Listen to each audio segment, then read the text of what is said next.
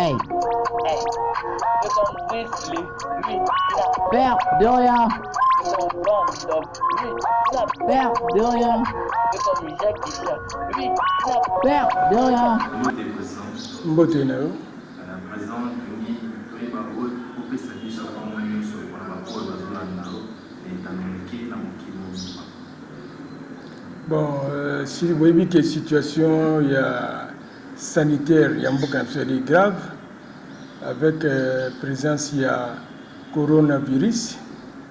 Et le chef de l'État a intervenu pour attirer attention à Bisso, c'est pour dire que la situation est grave. Et pour Nabiso, IMKA RDC, toko benga, toko senga na ba Congolais nyonso. Baeba ke corona est maladie ekoboma. Ezoboma et si ekoti na kati ya mboka na biso, il faut toyeba ndenge nini ya ko se comporter. Na kanisi tolandi ba conseil ya président, tolandi ba conseil ya OMS, tolandi ba conseil ya docteur Muyembe, nyonso okende le même sens. Basengi na biso to sokola maboko régulièrement. Na savon na mai ya malamu. Basengi na biso to pesa na bambote te, to zala na distance ya 1 mètre, to éviter ba collade, to éviter maboko et basengi pe na biso to tika ba traitement. Kozale belé ya malamu te parce que corona terrain nango yango wana.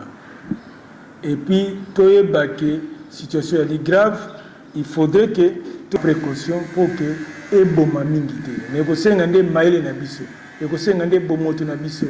To s'impliquer, to négliger rien pour que de façon que to arrêter la maladie wana de manière que to connaître te oyo Italie à connaître, Chine à connaître, France à connaître et Congo to randa mibeko oyo l'État a kopesa biso pour que maladie wana esala de gâter de série ailleurs.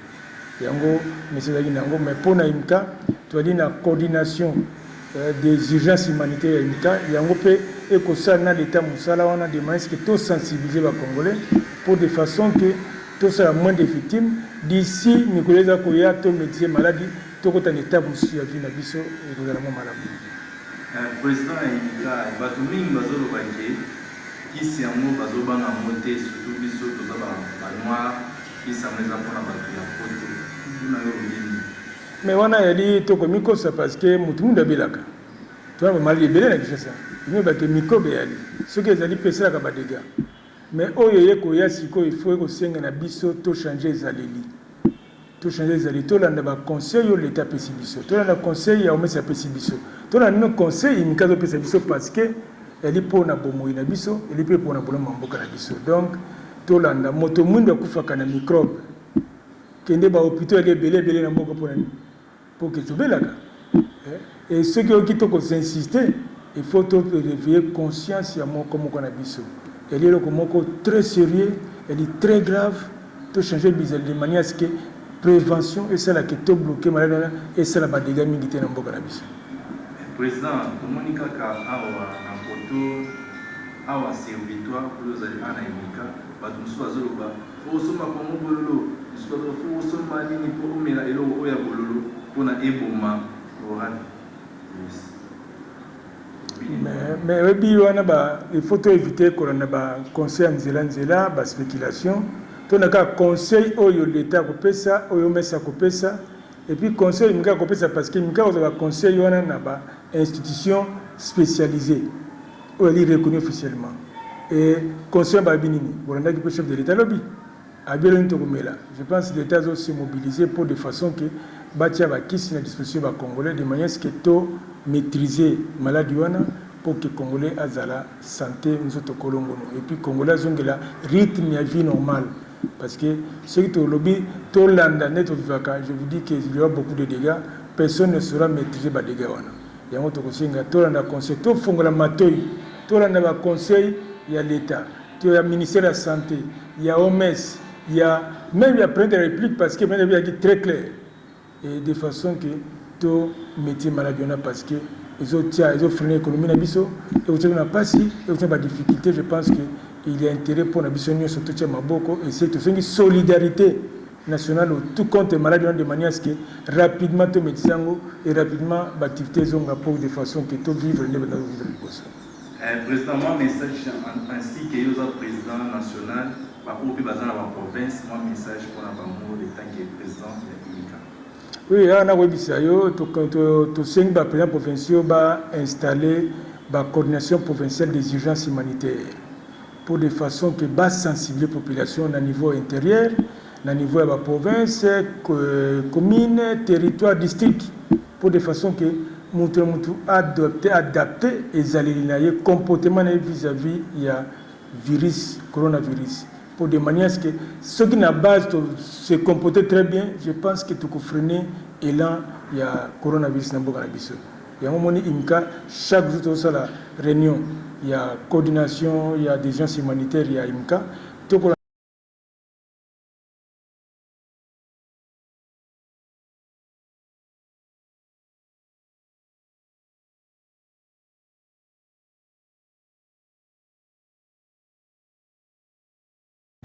Et ça bien, il faut respecter au Baminganga Balobi, tout ça en haut sur la gêne. Nous sommes besoin de la biso na imika malgré makamunyo seza na nous alerte. Ya auto senga oya kokota awa to cheche ba disposition yo faut sur la maboko même pe mai ya komela ezali awa gratuit.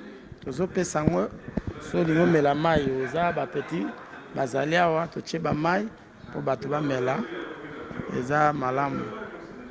Tomi batela po eza malade mona ebike oleka nango kongo ya mboka nzambe nzambe alinga biso mingi tobike malade wana ekoleka po tobanda eza kokombattre yango déjà tobanda kokombattre tozo combattre yango déjà po nayoka déjà docteur Muyembe aloba déjà ke toza déjà na cas moko déjà mutaza abiki azongi pe na ndako na ye c'est ezolakisa ke mais tout se protéger, biso to toza koto na ba commune ba kalamu se protéger parce que point chez zande na Gombe mais ba to pe yakuna ba se protéger c'est ka kimia to kanga mutema emo ezana ngo mingi te ko kanango eleka ozarabi. Oui, parce que maladie ezali tant aux hommes bakonzi batumine bazo kende eza blague te moto nyonso azomona ngo blague eza dangereux eza vraiment très dangereux.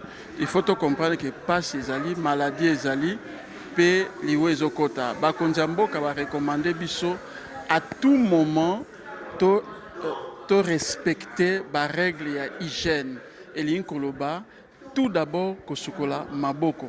C'est la raison pour laquelle bakonzi imika batie bakatini oyo po mai ezangate e ngana zaliona pona kolandela yango à la lettre mutu nyonso kokota ezala salaka na imika ezala e mopaya eloko liboso askola maboko tozana posa bat bakufate tozana posa bat bazala en bonne santé eloko munene o biso tozo sala eza tout d'abord koskola et à tout moment au côté osukoli obimi osukoli toujours maboko ezala propre pour que osala contaminité na place wana yango moninga na za présent esika wana pona ko observer ba règle ba konzi ba pesi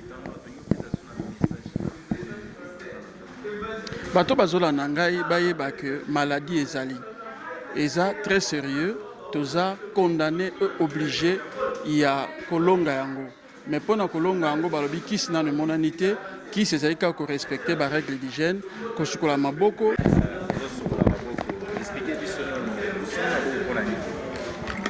Bon, biso toza bajon emika premièrement suite à pandémie oyo coronavirus oyo fait rage dans le monde entier. Alors biso emika to se prévenir, tozo utiliser ba moyen oyo pona ko se prévenir na contamination ya pandémie oyo to bengi coronavirus.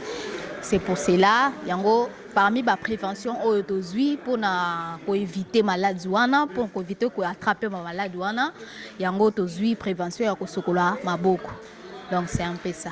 Merci. Covid-19 maladie oyo eza ya solo esengeli réellement tosala tomikebisa tosala attention parce que tobanda komona neti jeu mais ndenge tomoni bato bazokufa na Italie na France epesi biso somo ya kosangana te. Troisième personne akufi lelo sikoyo wana nde epesi biso stress ya koleka. Alors il faut vraiment tout respecter mibeko na ba règle ndenge président mboka yebisi biso. Il faut vraiment tout respecter ba règle d'hygiène. Kosokola maboko, garder distance il y a 1 mètre et comme il battait là, vraiment qu'on reste enfermé à la maison. Hein. C'est un des trucs qu'on le prend. Merci.